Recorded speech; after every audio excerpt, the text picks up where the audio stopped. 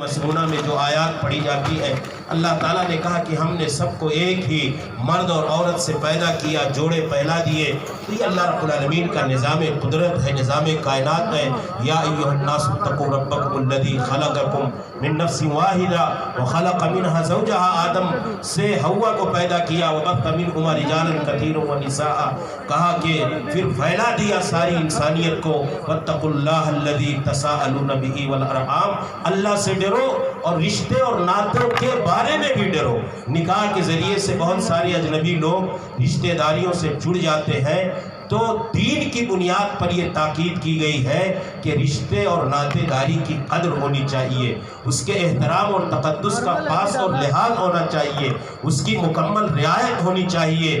رشتے داری کی بڑی قدر و قیمت ہے اسلامی شریعت میں، اور اسلامی زندگی میں ایک دوسرے کا احترام اور تقدس ملحوظ رکھتے ہوئے ایک دوسرے کے ساتھ بھائی چارگی کا رشتہ بنا کر کے رکھا جائے۔ یہ بھی اس نکاح کے موقع پر اللہ کے نبی صلی اللہ علیہ وسلم پیغام دینا چاہتے تھے۔ اسی طریقے سے کہا یا ایھا الذین آمنوا اتقوا اللہ وقولوا قولا سدیدا۔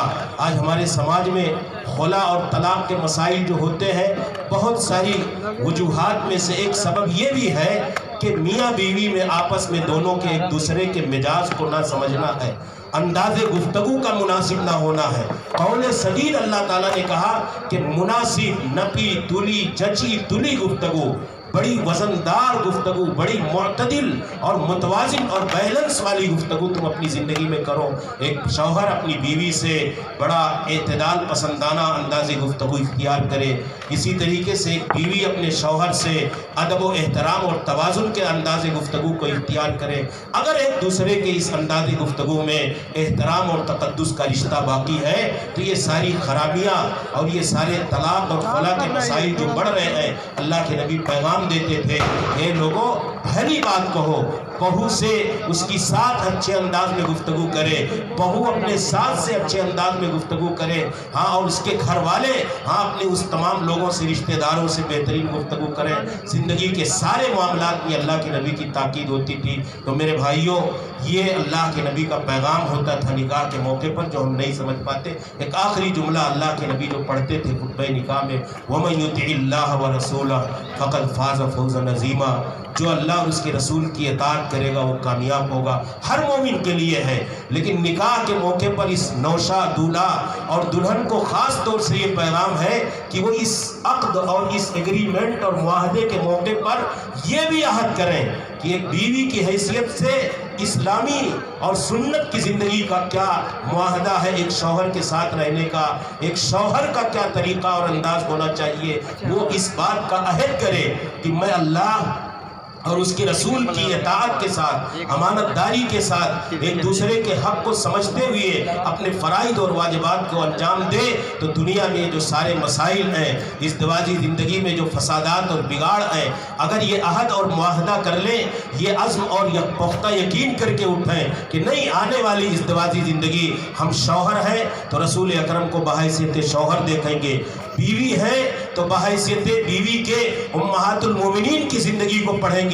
ایک بیوی یہ عزم اور ارادہ کر لے تو بہت سارے مسائل ان کی زندگی سے ختم ہو سکتے ہیں۔ ہم اللہ سے دعا کریں گے کہ اللہ تعالیٰ اس نکاح کو ان عاقدین کے حق میں اور ان رشتہ داروں کے حق میں اللہ برکت اور خیر اور بھلائی کا سبب اور ذریعہ بنائے۔ اللہ تعالیٰ اس نکاح کو پائیداری اور استحکام عطا فرمائے۔ اس نکاح اور اس تقریب نکاح کے ذریعے سے جو آپس میں رشتہ داریاں بن رہی ہیں، اللہ تعالیٰ انہیں مضبوطی اور ثبات اور استحکام عطا فرمائے، اور ان دونوں جوڑوں کو اس دن یہ عہد اور عزم کے ساتھ آگے بڑھنے کی توفیق عطا فرمائے کہ وہ عہد کریں کہ ہم ایک دوسرے کے ساتھ عدل کا معاملہ کریں گے، ہم ایک دوسرے کے ساتھ بھلائی کا معاملہ کریں گے، ہم ایک دوسرے کے تئیں اپنے حقوق اور واجبات کو سمجھیں گے۔ اللہ تعالیٰ سب کو ایک دوسرے کے تئیں اپنی ذمہ داریاں، اپنے فرائض اور واجبات کو سمجھنے کی توفیق عطا فرمائے، اور جو ہمارے سماج میں یہ معاشرتی بگاڑ کی وجہ سے یہ طلاق اور خلا کے مسائل دن بدن بڑھ رہے ہیں، اللہ ہمارے سماج کے سارے نوجوانوں کو، سارے خاندانوں کو دین کے راستے پر آ کر کے اس طرح سے مسائل سے نجات اور چھٹکارا عطا فرمائے۔ اللہ تعالیٰ اس نکاح کو بابرکت بنائے اور سارے حاضرین کی حاضری کو اللہ رب العالمین بابرکت بنائے۔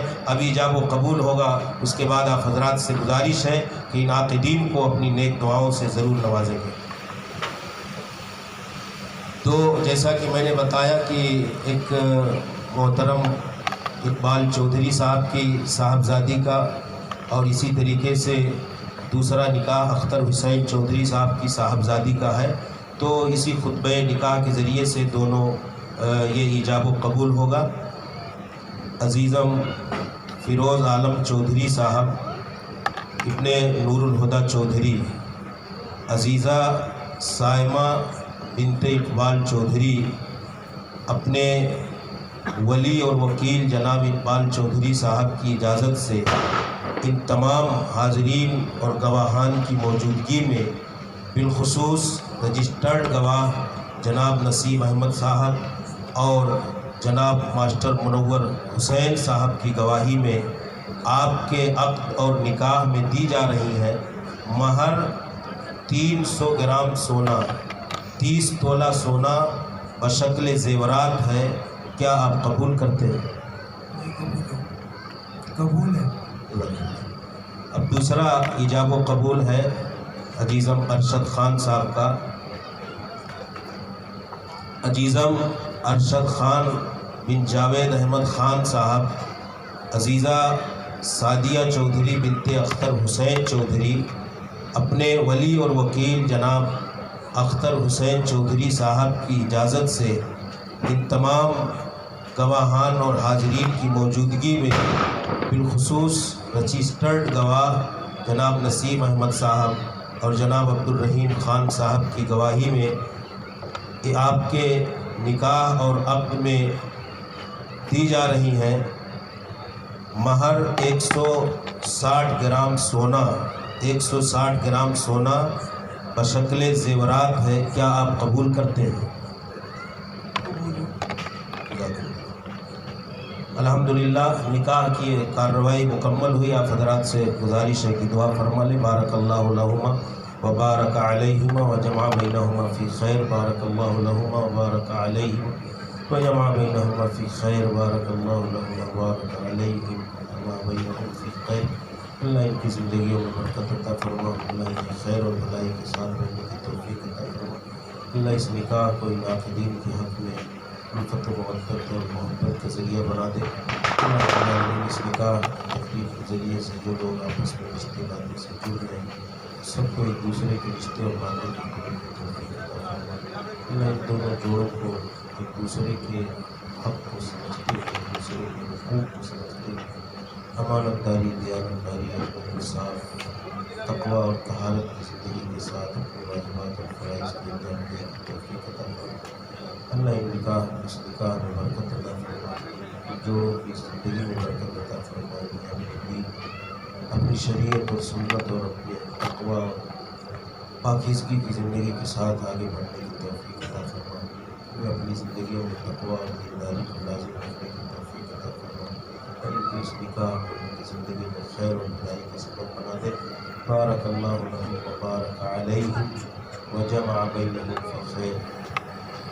صلی اللہ علیہ نبینا محمد برحمتک۔ السلام علیکم۔